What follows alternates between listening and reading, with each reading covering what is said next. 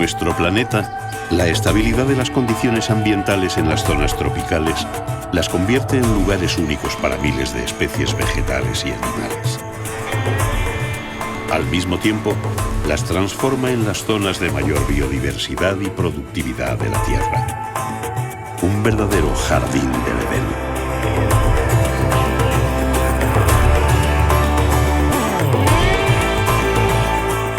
En la América Central, en las Antillas, Cuba es la mayor de las islas que cierran el Mar Caribe, y a su clima tropical se suma su condición insular, aportando un matiz todavía más extraordinario a su fauna y su flora.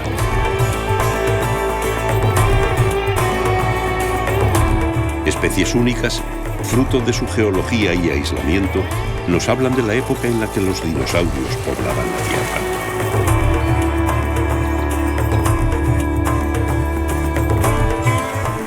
Su estado de conservación sin igual en el Caribe nos invita a sumergirnos en su sorprendente naturaleza.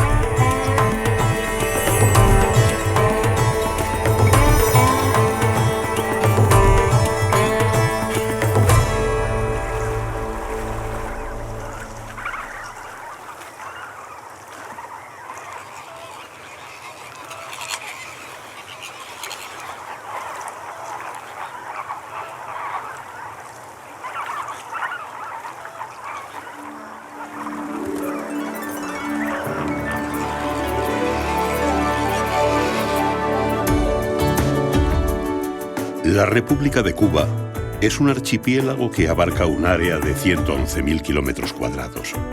Está compuesto por la isla de Cuba y más de 4.000 islas y cayos.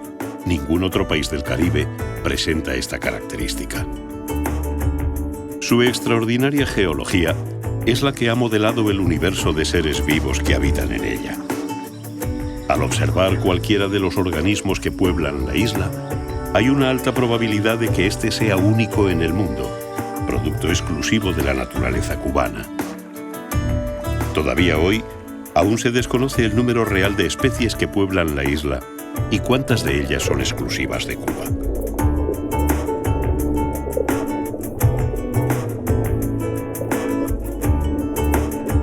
Arrecifes de coral cristalinos, bosques tropicales húmedos prácticamente intactos, se convierten en Cuba en hábitat de especies animales y vegetales únicas.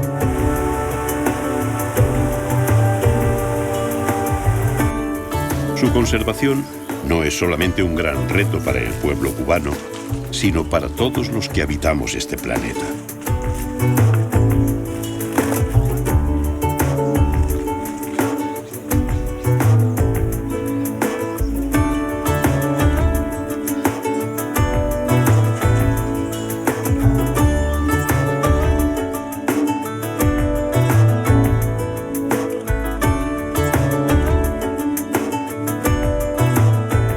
En Cuba, podemos ver en un grado de conservación extraordinario dos de los ecosistemas típicos de las aguas superficiales tropicales. Por un lado, los manglares y por otro, los arrecifes de coral. En la costa central sur de la isla se encuentra una de las formaciones coralinas mejor preservadas del Caribe, los Jardines de la Reina. La Reserva Natural de los Jardines de la Reina se extiende desde el Golfo de Huacnayabo hasta la Bahía de Casilda. Se sitúa frente a las costas de Ciego de Ávila y Camagüey y está compuesta por más de 600 cayos.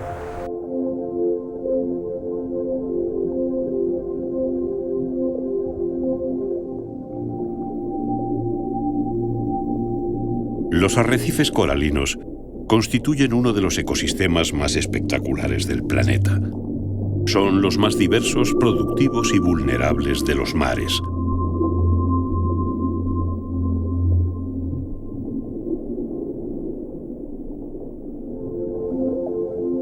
Por debajo de la superficie del mar, forman imponentes barreras dominadas por corales duros y blandos y por una infinidad de especies que encuentran en estas formaciones refugio y alimento.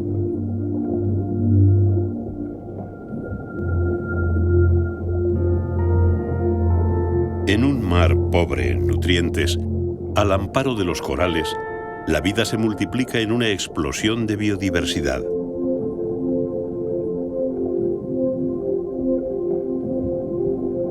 El arrecife coralino está compuesto por millones de diminutos pólipos, que son minúsculos animales provistos de una boca central y tentáculos para atrapar alimento, capaces de convertir la energía solar y los escasos nutrientes del agua en materia orgánica disponible para el resto de los organismos de la comunidad coralina. A partir de ellos, la cadena se hace cada vez más compleja y millares de formas vivas distintas se desarrollan, desde los vulnerables invertebrados hasta los peces más evolucionados y complejos.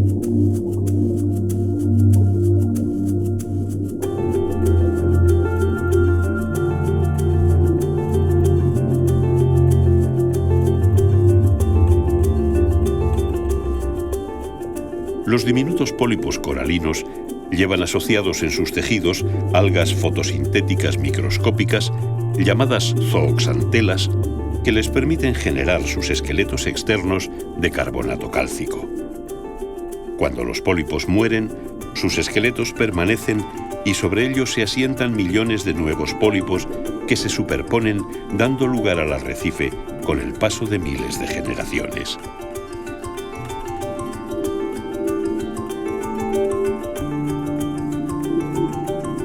En este mundo calcáreo, cada uno ocupa un nicho determinado y su papel afecta al resto de la comunidad. No es fácil encontrar alimento en el mundo del arrecife y uno debe especializarse si quiere tener alguna posibilidad. Para estos pequeños lábridos, la solución implicó hacerse limpiadores de otros peces. A pesar de su pequeño tamaño, los lábridos no temen a ningún pez del arrecife.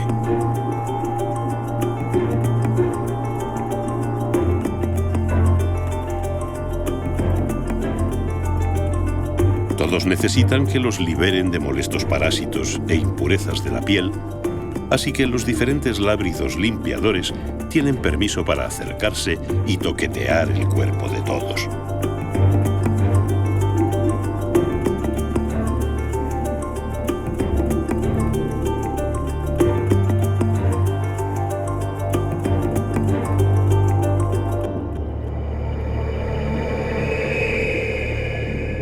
Pero el rey del arrecife, el que está por encima de todos en la cadena trófica, es el tiburón. Tiburones de diferentes especies abundan en los jardines de la reina.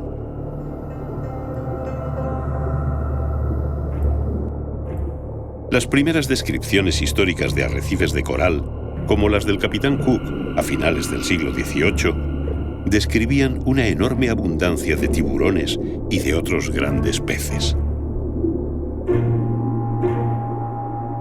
Los últimos estudios científicos sobre arrecifes coralinos determinan que, en conjunto, en los arrecifes bien conservados, el 85% de la biomasa de estos ecosistemas son depredadores superiores, una situación inversa a la que hoy en día se tiene por normal en cualquier mar del mundo.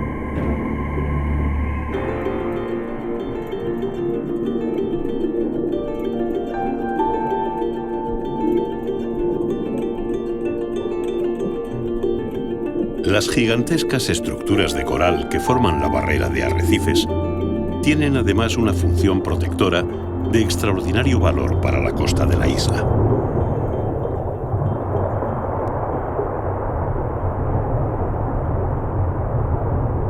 Como un dique natural, el esqueleto de los corales frena el ímpetu del mar parando las olas, dando lugar a una franja de apacibles aguas marinas que se extiende hasta la costa.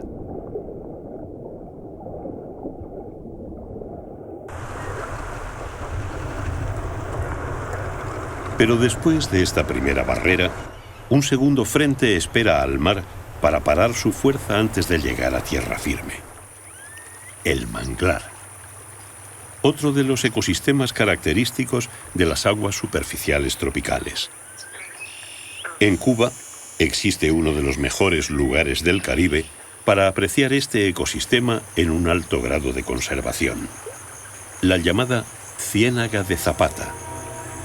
A tan solo 160 kilómetros al sur de La Habana, en la costa sur y central de Cuba, se encuentra la península de Zapata y dentro de ella la Ciénaga de Zapata, declarada Reserva de la Biosfera por la UNESCO y sitio Ramsar, así como también Parque Nacional Cubano. Con más de 4.500 kilómetros cuadrados, es comparable a los Everglades de la Florida en Estados Unidos. En los estuarios tropicales, la tarea de retener el fango creado por la mezcla de sedimentos que arrastran los ríos y las sales disueltas en el mar, la llevan a cabo las plantas conocidas como mangles. Hay muchas especies de ellas, desde arbustos hasta grandes árboles. Aquí, entre suelos inundados, vegetación enredada y laberínticos canales, han encontrado refugio durante siglos los habitantes silvestres de Zapata, permitiendo que plantas y animales que no se encuentran en otras partes o que están desapareciendo de Cuba y de las Antillas se mantengan estables en la ciénaga.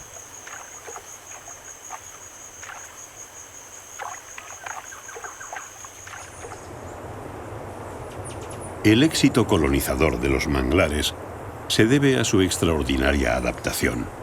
Por un lado, poder crecer en un medio salino y ácido, y por otro, su singular método de reproducción. Cuando se reproducen, los mangles desarrollan uno de los más curiosos medios de transmisión de su carga genética. Unos colonizadores preparados para viajar largas distancias, sus semillas.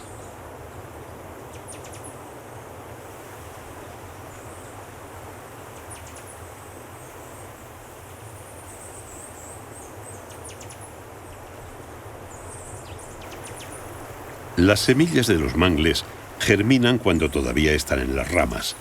Su forma de lanza es su primer arma colonizadora. Cuando están suficientemente desarrolladas, se desprenden del árbol y su afilado extremo se clava con frecuencia en el fango. Un nuevo árbol queda plantado y comienza su desarrollo. Del extremo inferior surgirán ahora raíces y del superior el tallo y las hojas. Poco a poco, estos van creciendo y el manglar va ganando terreno al mar y poblando lo ya conquistado.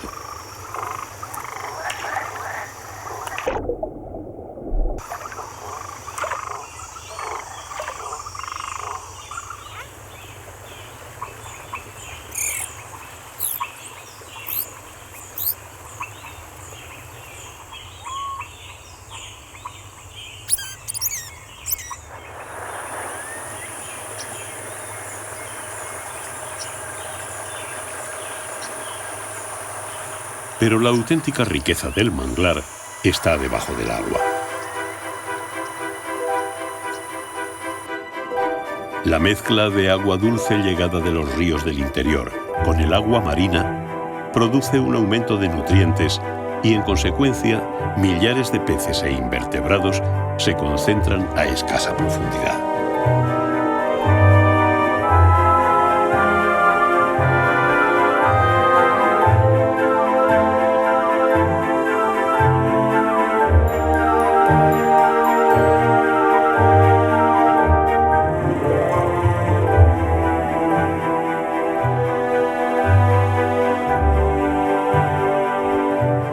Entre las raíces del mangle, infinidad de especies de peces encuentran refugio y alimento, y es aquí donde podemos encontrar una de las mayores rarezas de Cuba, el manjuarí. Su origen se remonta al período carbonífero de la era paleozoica, en la que aparecieron los primeros reptiles. El manjuarí es uno de los peces más primitivos y uno de los primeros vertebrados del planeta. Considerado un habitante de los ríos y los pantanos, tiene una particularidad, y es que, aparte de las branquias, también puede obtener el oxígeno a través de la vejiga natatoria. Dicho órgano se encuentra profundamente vascularizado por una red de vasos sanguíneos que son capaces de obtener oxígeno del aire.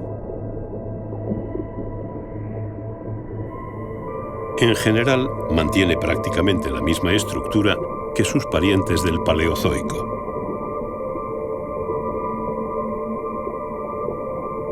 Se alimenta de otros peces, insectos y de los pequeños camarones que abundan en esta agua. Una muestra de la evolución que ha permanecido intacta durante millones de años.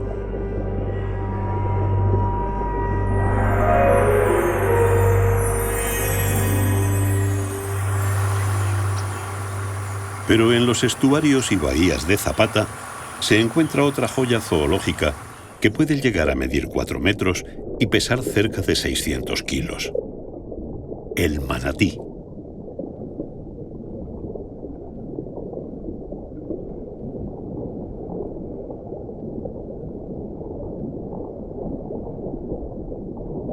Este mamífero acuático es una subespecie endémica al que también se conoce como vaca marina. Los sirénidos, que son los únicos mamíferos marinos vegetarianos, no superan el número de 150.000 en todo el mundo. Son los mamíferos marinos más amenazados y la necesidad de campañas de protección es un problema de primer orden.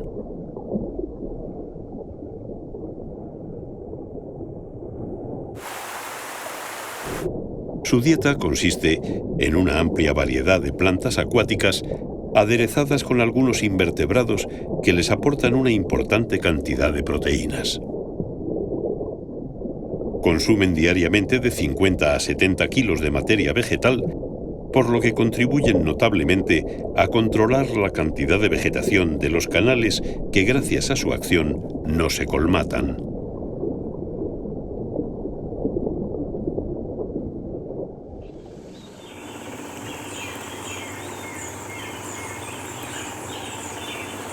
Aunque los manglares son ecosistemas botánicamente pobres, para muchas aves constituyen un refugio perfecto para su reproducción, por ser lugares de difícil acceso y por la existencia de alimento en abundancia. Las aves que se alimentan de peces, como pelícanos, cormoranes, espátulas o ibis, entre otros, encuentran un albergue sin igual, por lo que muchas de ellas tienen colonias estables en estos lugares.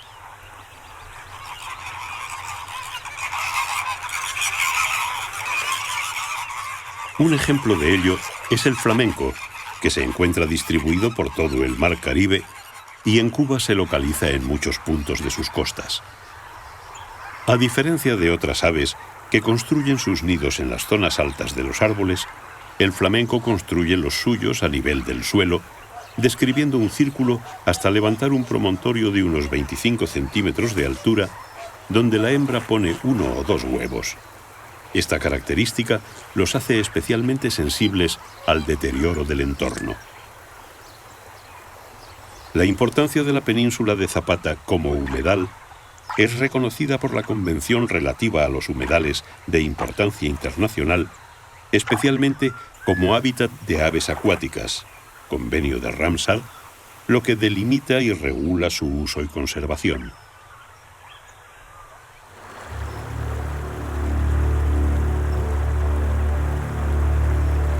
Pero el rey de este húmedo laberinto es el cocodrilo cubano, conocido con el nombre científico de Rombifer. Es fácilmente diferenciable de otras especies de cocodrilo porque presenta 2 pequeñas protuberancias en la cabeza y un color amarillento en el vientre. Actualmente solo se encuentra en 2 zonas muy concretas, la Ciénaga de Zapata y la de Lanier. Es el cocodrilo de distribución más restringida del planeta y la más singular de las especies de cocodrilo del Nuevo Mundo. Su cuerpo es más rechoncho que el de otras especies y el cráneo notablemente más corto. Es el mayor animal indígena que pisa suelo cubano.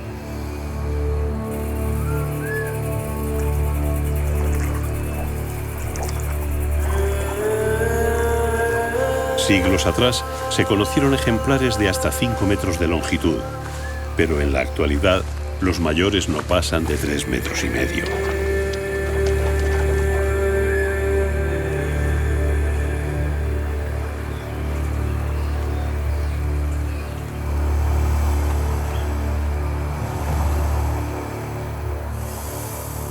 La agilidad terrestre del rombífer es sorprendente. Se cree que es una adaptación de sus antepasados cuando cazaban los perezosos gigantes que poblaban la isla. Son supervivientes de un grupo que se extendió por todo el planeta después de la extinción de los dinosaurios y apenas han cambiado en 200 millones de años.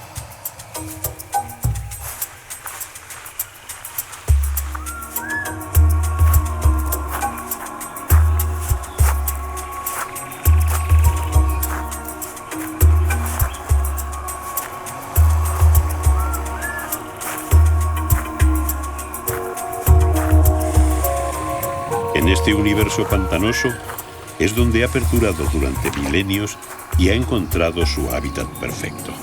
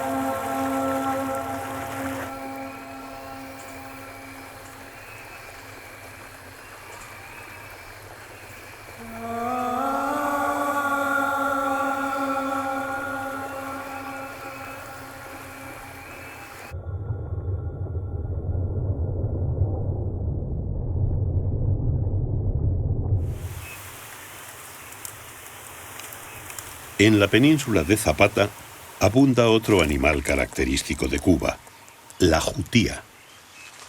La jutía es un mamífero roedor que se alimenta de hojas, cortezas de árbol y frutos. Agarran con gran destreza los alimentos con las extremidades anteriores, que terminan en 4 dedos bien desarrollados y un pulgar primitivo. Habita una gran variedad de ecosistemas, incluyendo bosques, zonas húmedas, zonas rocosas y manglar. Sus principales predadores son el cocodrilo y la boa cubana o majá de Santa María. La jutía más abundante y mejor estudiada es la jutía conga. La jutía conga además acostumbra a vivir en cuevas y laberintos entre las raíces de los árboles y en las grietas de las rocas. La reproducción tiene lugar en cualquier época del año, siendo mayor en el mes de junio, coincidiendo con la mayor abundancia de alimento.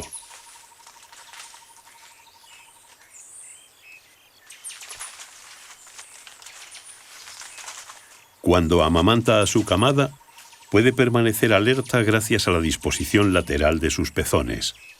En el manglar, bajar la guardia un instante puede suponer la muerte.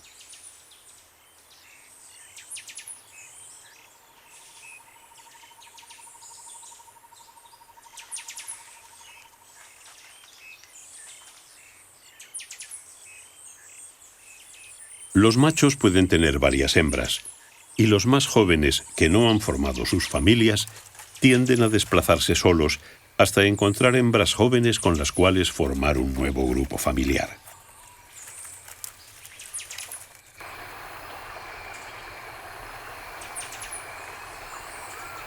Pero en la ciénaga, andar solo buscando novia puede ser más peligroso de lo que parece.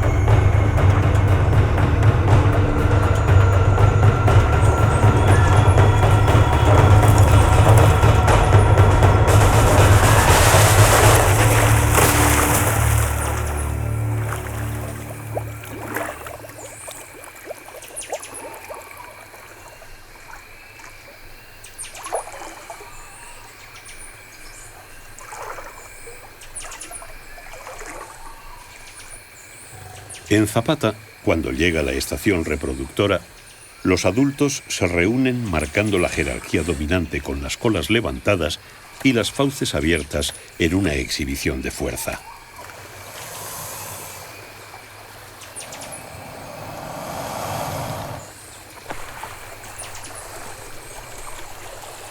Aquí se decidirá el orden y el derecho de apareamiento, y ninguno de los machos está dispuesto a ceder fácilmente.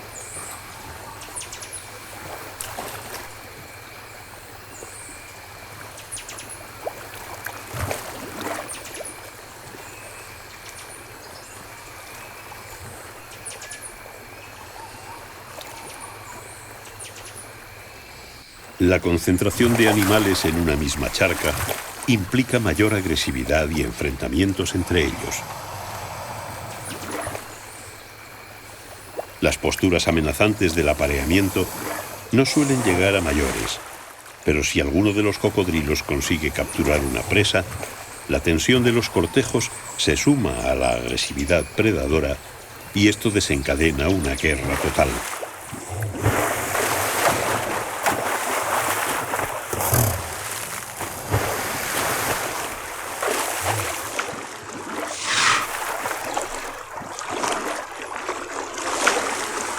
A pesar de lo llamativo de los combates, es raro que se produzcan heridas de importancia.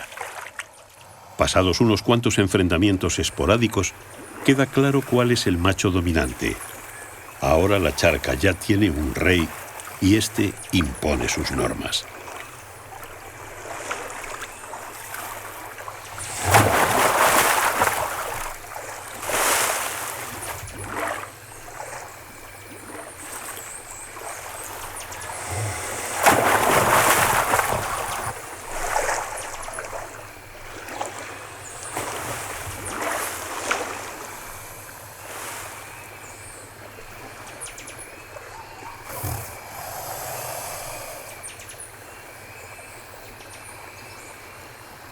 Después de los combates, el macho vencedor se junta con una hembra receptiva. Esta aplaca su agresividad levantando el morro en señal de sumisión. Hasta que consiga calmarlo, el macho excitado puede llegar a atacarla.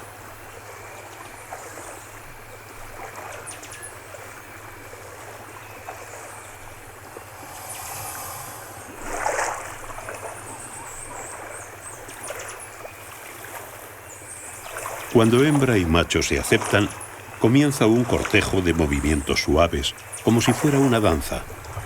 Luego la hembra se sumerge, expulsando aire por la boca y la nariz, y el macho la monta en una larga cópula que puede prolongarse hasta 15 minutos.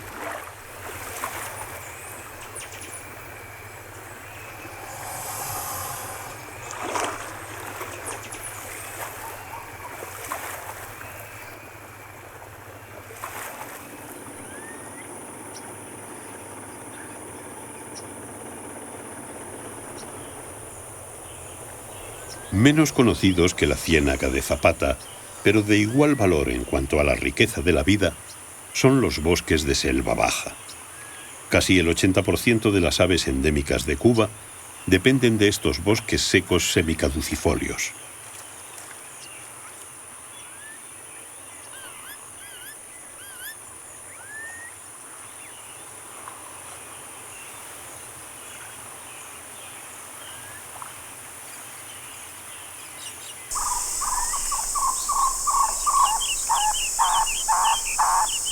Tocororos, cartacubas, carpinteros, cateis y otras muchas de las especies endémicas que en el resto de la isla están en clara recesión, aquí tienen poblaciones estables.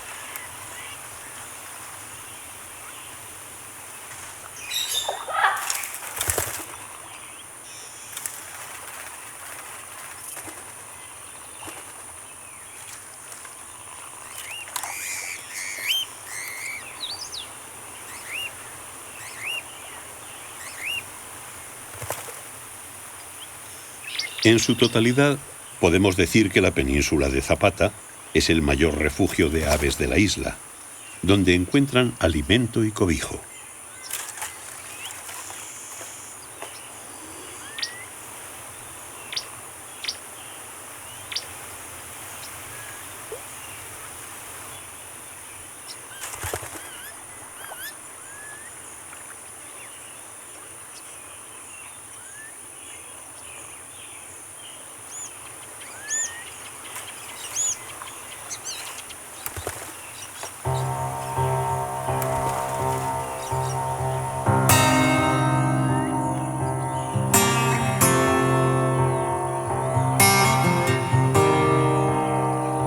La geología e hidrología de Zapata son tan complejas como el entramado de seres vivos que existen en ella. Los cenotes, cavernas inundadas y ríos superficiales perforan el lecho de piedra caliza donde crece la mayoría de la vegetación de la península. Muchos de estos cenotes son de agua salada y contienen especies de peces de arrecife, llegando incluso algunos a tener profundidades de 50 metros.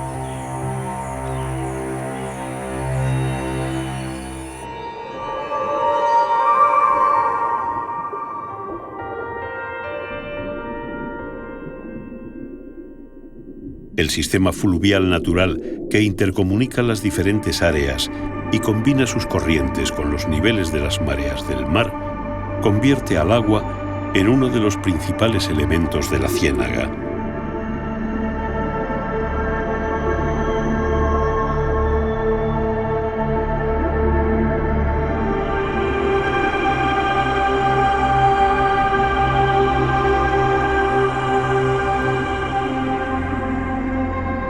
La cuenca de Zapata es la más larga y la más compleja desembocadura de roca caliza de Cuba.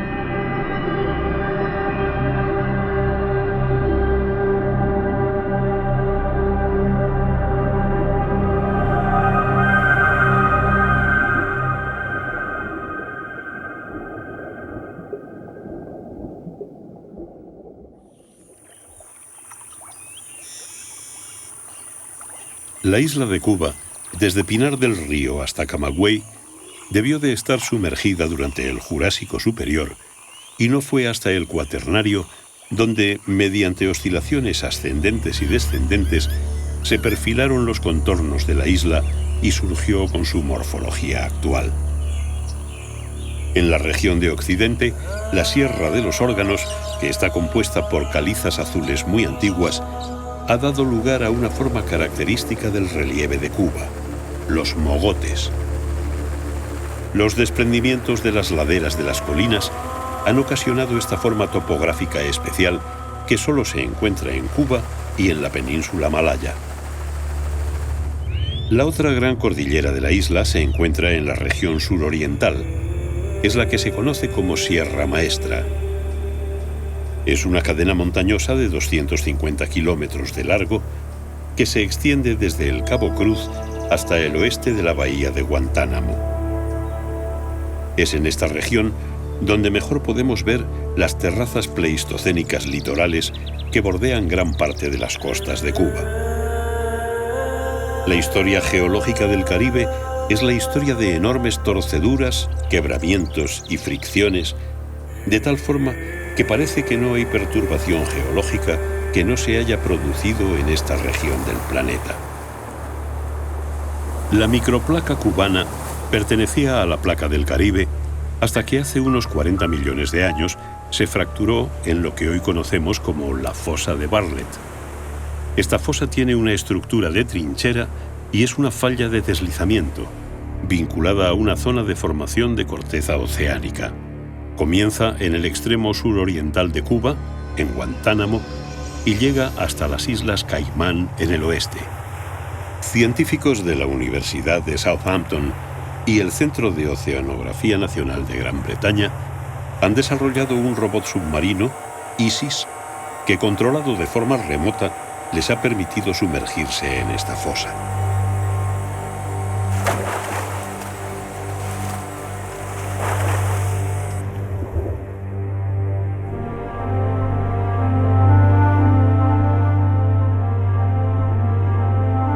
Aquí, a más de 5.000 metros de profundidad y bajo toneladas de presión, se encuentran las fuentes termales relacionadas con los volcanes submarinos más profundas halladas hasta la fecha.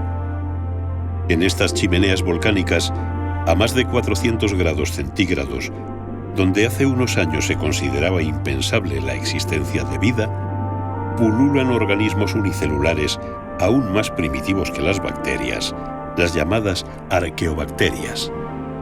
Estas no dependen de la luz solar para obtener energía, sino que la obtienen de la descomposición de los compuestos de azufre bombeados desde el subsuelo. Estas bacterias, a su vez, Son el primer eslabón del alimento de muchos de los organismos circundantes.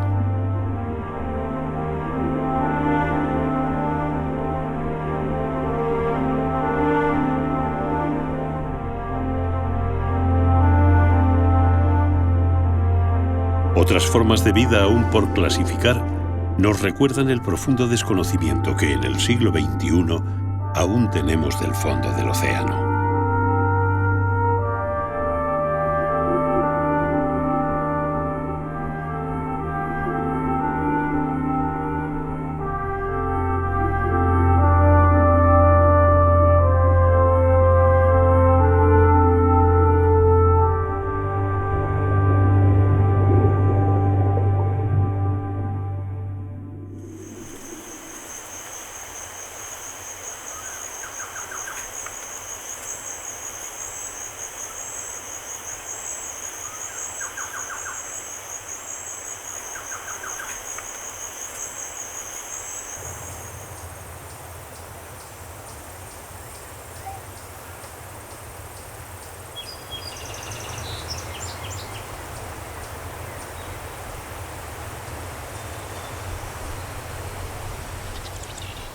Los estratos más antiguos conocidos hasta el presente corresponden al período Jurásico y se encuentran en la región occidental de Cuba.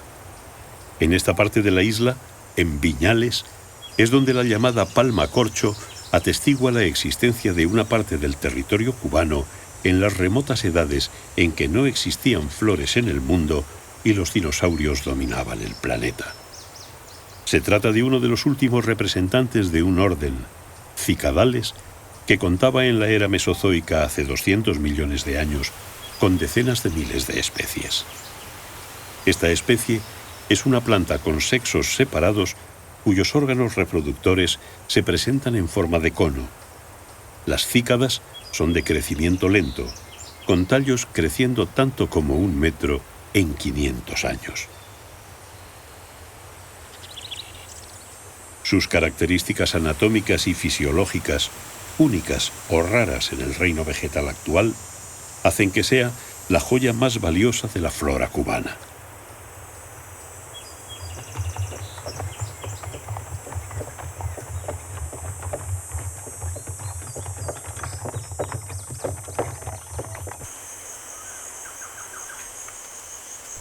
En el extremo oriental, en Baracoa y en Maicí, en la provincia de Guantánamo, encontramos otra rareza cubana, un tipo de molusco terrestre cubano de los más espectaculares del mundo, tanto en diversidad como en endemismo.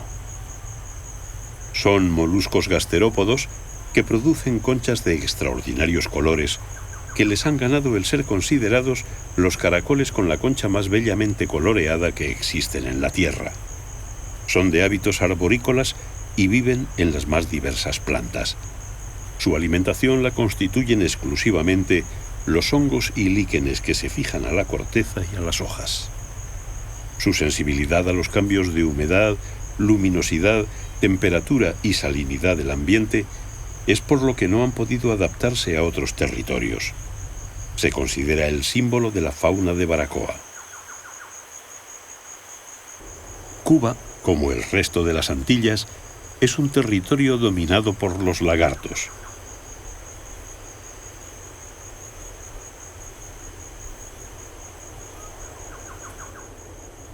Entre las raíces, los tallos y las copas de los árboles, millares de ellos se reparten el territorio, marcándolo y defendiéndolo con señales propias de cada especie.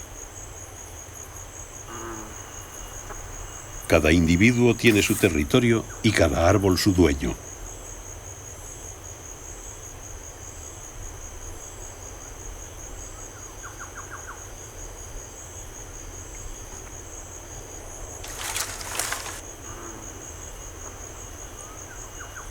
Los anolis son el género más extendido y con mayor número de especies. La mayoría de las especies son miméticas con el estrato que ocupan. El camuflaje es imprescindible para su supervivencia. Los terrestres simulan el color de las hojas secas y las hierbas del suelo. Los que viven en ramas y troncos son de tonos pardos. Los que colonizan las hojas de las copas suelen ser verdes. En el bosque, pasar desapercibido puede ser la diferencia entre la vida y la muerte.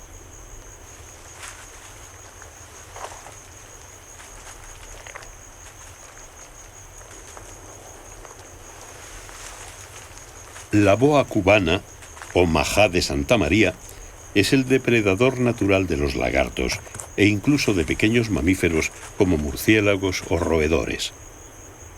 De las más de 20 especies de serpientes que viven en Cuba, ninguna es venenosa, pero la majá de Santa María es la más fuerte y temida de ellas.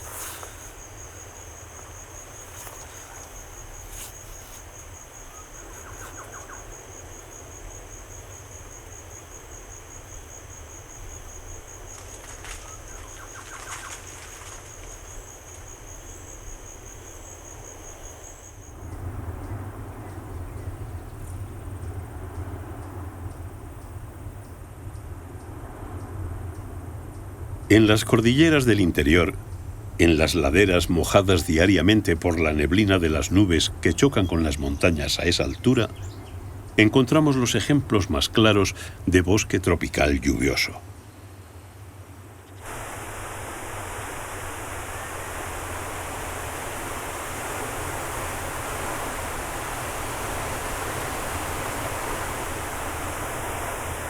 Las condiciones imperantes de humedad y temperatura en este hábitat, uniformes a lo largo del año, favorecen el desarrollo de unas selvas exuberantes que presentan gran variedad de especies y en el que el estrato arbóreo, de hojas persistentes, domina claramente sobre los demás.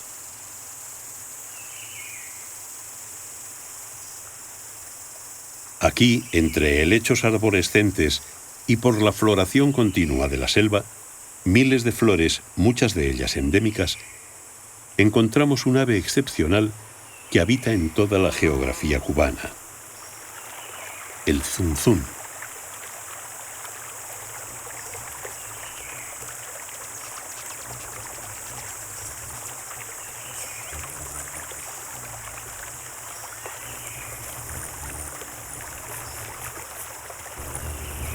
Son nectarívoros altamente evolucionados que dependen casi completamente de las secreciones de néctar de las flores. Este lo consiguen con su lengua a través de sus largos y especializados picos.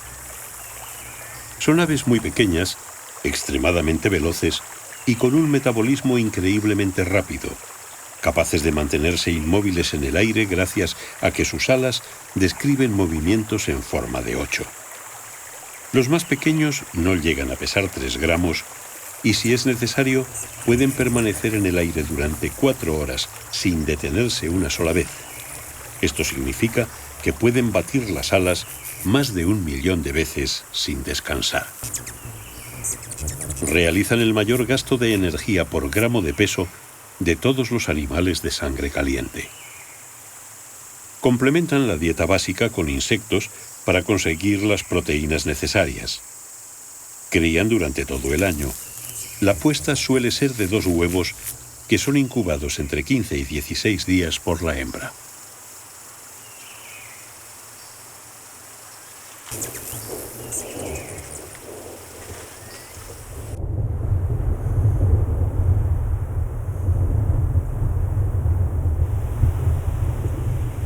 Con la llegada de la estación de las lluvias, el agua es una cortina que siempre está echada.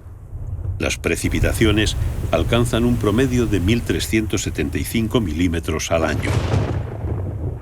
Los huracanes, los frentes fríos y los sures, que afectan con mayor frecuencia a la mitad occidental del país, son fenómenos atmosféricos frecuentes en esta época.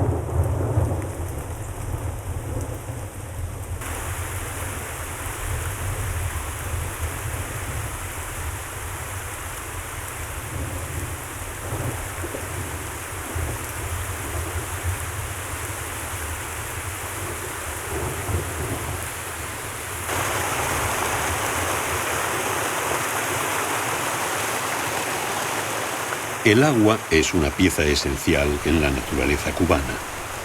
Ningún elemento modela la piedra como ella, y Cuba está profundamente horadada en su más íntimo ser. A través de las calizas se infiltra, abriendo sumideros, cauces subterráneos y cavernas que dan a las regiones el aspecto particular de la topografía kárstica.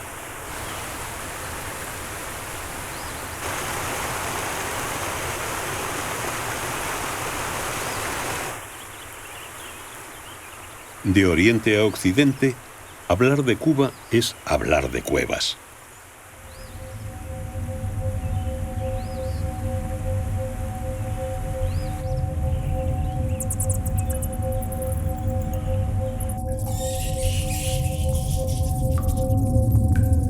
Dentro de este mundo de penumbra y aparentemente quieto, con múltiples salidas al exterior por donde penetran el aire y la vida, en las paredes rugosas de las cavernas encontramos a los mamíferos más abundantes en Cuba, los murciélagos.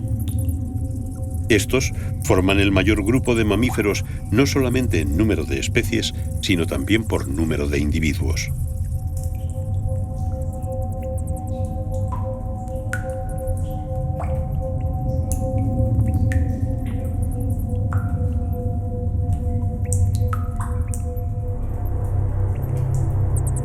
Pero en las cuevas habita también otro ser.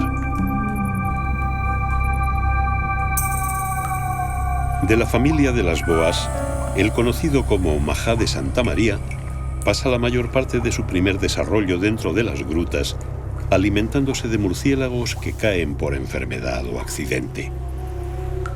Los ofidios son abundantes en Cuba. De todos, este es el mayor. Epicrates angulifer es su nombre científico y puede alcanzar más de 3 metros de largo. Fuera de las cuevas se alimenta de lagartos, jutías y algunas veces de pájaros y aves de corral.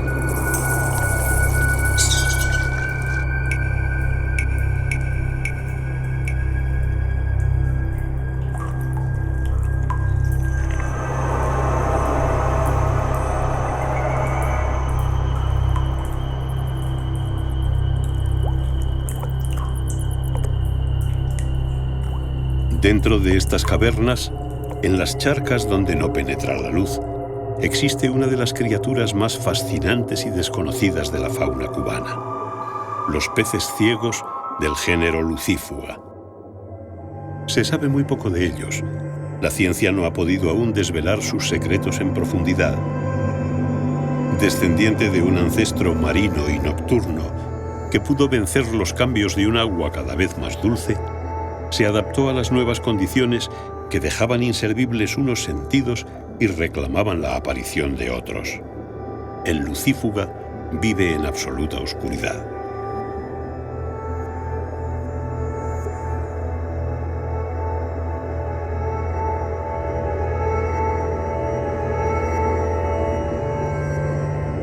Sus pigmentos y su visión se perdieron con el transcurso de los milenios en un universo de vibraciones.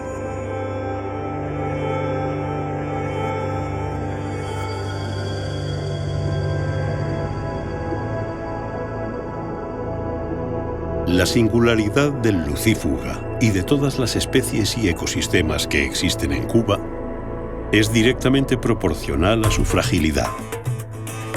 Todas ellas han evolucionado en el aislamiento sin competencia o predación. Es por eso que en este momento, en el que el desarrollo económico es esencial para el pueblo cubano, es necesario hacerlo con prudencia y respeto, teniendo en cuenta que lo que disfrutamos en este momento es el resultado de millones de años de evolución.